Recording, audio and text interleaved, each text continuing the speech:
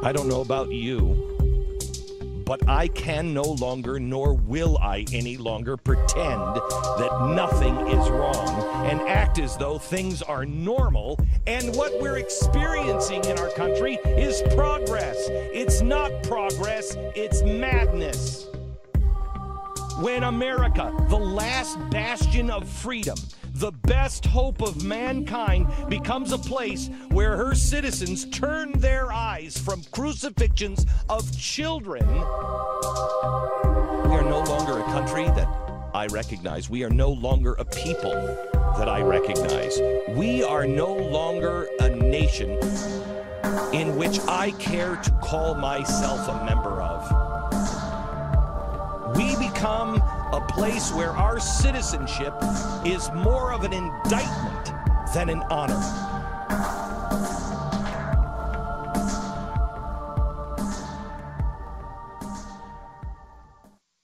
But more trouble is coming.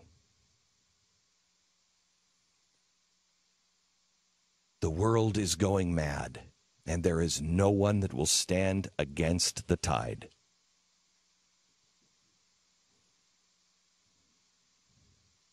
As things get worse, who will be strong enough to stand in that gap? If you want to stand in that gap when real trouble comes to our shores, when all of our cities are being set on fire by our fellow countrymen, when ISIS has come to our malls or, God forbid, our schools, are you going to be able to stand? Do you have a plan?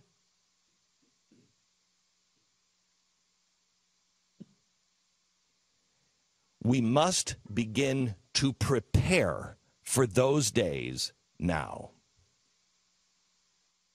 I will no longer sit idly by as people redefine bravery as Caitlyn Jenner, while a father in Erbil watches his children slaughtered in front of him because his children would not deny their faith. Which one is brave? I will not pretend that a lack of free, on-demand abortions constitute a war on women, while women are being murdered in cold blood by their own families in so-called honor killings here in our own country.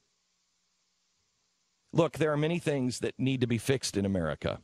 There is racism, there is sexism, there is injustice. It still exists here. And I fear it's growing. But we must take a moment and recognize how grotesque we have become in our cry of injustice. We are a country that has not only lost its way, but history will show that we have lost our ever-loving minds. When finger guns constitute a Class 3 look-alike weapon in schools, while children are being slaughtered in schools by ISIS. When teachers can take their students to porn stores for a field trip and parents are told that they need to just embrace this. When people claim that there are now 82 genders when God created 2. And some now are actually arguing for transableism. Transableism. That's when a person feels they were born handicapped, but they were born in a fully abled body, and so they now want the medical system to remove a limb so they can be transabled. When that happens and we say nothing, our society has gone over the edge of no return. Opposition receive his blessings. In the United States, we're getting letters now from pastors' wives who said, I've been trying to find out why my husband has changed. He doesn't love me anymore. He's empty in the pulpit. He has no anointing. What's happened to them? And they find out. They open the door and they see their husbands watching filthy pornography. I don't want my eyes polluted. I don't want to be a part of this. I don't care who doesn't pray. I'm going to pray. I don't care who doesn't read the Bible. I'm going to read my Bible. I want nothing to do with it. And I cry, oh God, where are the voices? Where are the people that cry out against it? Where are the praying people? And I say, God, whatever it takes, whatever it takes, keep me on my knees. And I was in anguish. I was in anguish 4 blocks from here on Broadway, weeping and crying and wailing. I wasn't looking for a ministry. I wasn't looking to build a church. I was feeling God's pain for a lost city. He's going to show you the condition of His church. He's going to show you the condition of your own heart. And He's going to ask you a question. What is it to you? How can you tell me that you love Him and you're ready to go and you neglect Him day after day after day? Don't tell me you're going. You're not going. You're going to be left behind.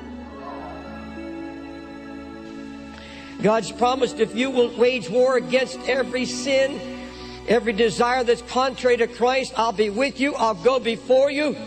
But folks, the man who really wins the battle, the man who's ready to face anything that the devil throws out of hell, is the man or woman that's been studying God when there's no crisis, when everything is well, when there seems to be blessing and prosperity. That man is diligent before God and seeks His face. A praying man is as bold as a lion. There's no demon, there's no devil in hell that'll scare him. What God desires more than anything, and I think what blesses the heart of God in heaven, is that those in their good times when all is well, they're not parked in front of a television set watching some filth. They're not foolishly laughing at some program. They are taking special loving time alone with God. They're praying for their families, building up faith for the hour of tribulation. They're seeking the face of God.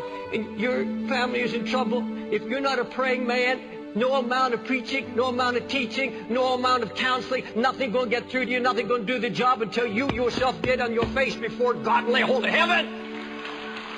Keep us on our face. God, keep me broken. God, keep this church broken. God, don't let us sit back on a crest of blessing and get lazy and see disorder come again to this house. We don't just want crowds. We want your glory in this house, oh God. We want your glory and your power. I tremble at your word. Let us tremble this morning that it's possible for godly men and godly women who once prayed, who once had such an anointing, to finally lose it. This day of temptation when all hell is breaking loose, God help us determine, I will seek God. I will seek God with all my heart and all my soul and all my strength and all that's in me. That we must not forget, never forget, God's grief against sin in His house and in our own lives.